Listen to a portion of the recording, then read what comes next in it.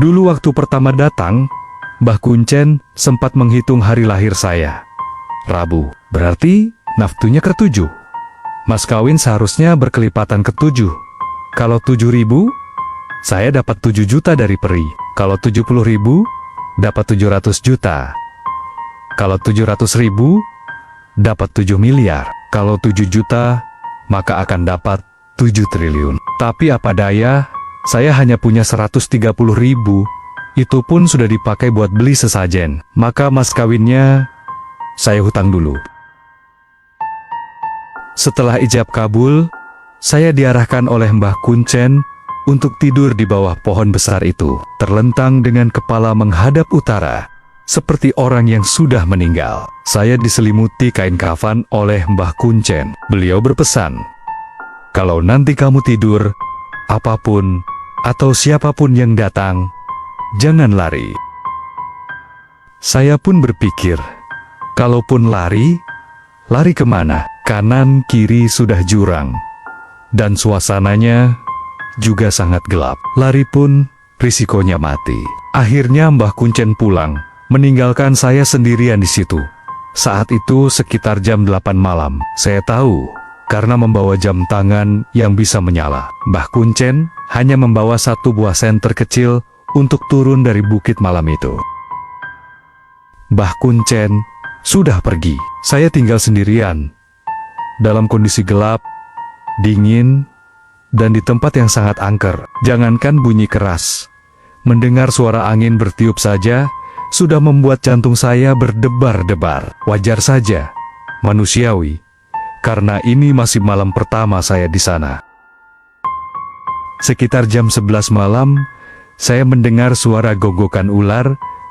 Saya langsung tahu, itu suara ular. Dan dari suaranya, saya yakin itu ular besar. Nyali saya langsung ciut. Dalam hati saya berpikir, pasti saya mati dipatok ular sebesar itu. Namun saya sadar, sekalipun lari, tetap saja percuma. Di sekeliling saya, jurang dan gelap gulita. Pulang pun tak ada gunanya jika ritual ini tak berhasil. Malam pertama itu, saya baru bisa tidur sekitar jam 3 pagi. Jam 6 saya sudah bangun. Alhamdulillah, tidak terjadi apa-apa. Saya masih sehat dan selamat. Saat siang hari, terlihat aktivitas warga di bawah bukit. Anehnya, bukit ini tidak terlalu besar, tapi banyak lutung bergelantungan. Saya heran, dari mana datangnya lutung-lutung itu. Siang itu, saya masih kuat menahan lapar. Tekad saya sangat bulat demi berhasilnya ritual ini. Jangankan 1 malam, 1 minggu pun akan saya jalani. Malam kedua, suara azan maghrib terdengar dari desa Cikamurang. Dari maghrib hingga malam, tidak terjadi apa-apa. Tapi, tepat jam 12 malam, perasaan saya langsung merinding. Padahal sebenarnya, malam kedua ini saya sudah lebih siap, karena berbekal pengalaman dari malam pertama.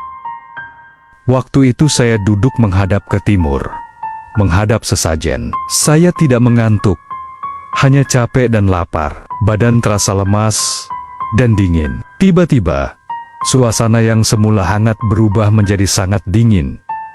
Saya menggigil. Awalnya saya duduk, kemudian memilih untuk tiduran selonjoran, seperti posisi yang diajarkan Mbah Kuncen, kepala menghadap ke utara. Berselimut kain kafan, 1 kaki saya luruskan, 1 lagi menekuk. Antara sadar dan tidak, saat mulai mengantuk, tiba-tiba kaki saya yang menekuk tadi, seperti ada yang menarik. Dalam sekejap kaki itu lurus seperti kaki yang lain. Kagetnya luar biasa. Namun, karena niat saya sudah bulat, saya menahan diri dan tidak berani menyebut asma Allah. Saya pun segera duduk kembali. Di sebelah pohon besar tempat saya melakukan ritual, ada pohon yang tidak terlalu besar. Dari balik pohon itu, muncul sosok berwarna putih, mengintip-intip. Pohonnya tidak jauh, tapi juga tidak terlalu dekat. Deg-degan setengah mati saya melihatnya. Sosok itu mengintip lalu sembunyi, mengintip lagi, begitu berulang kali.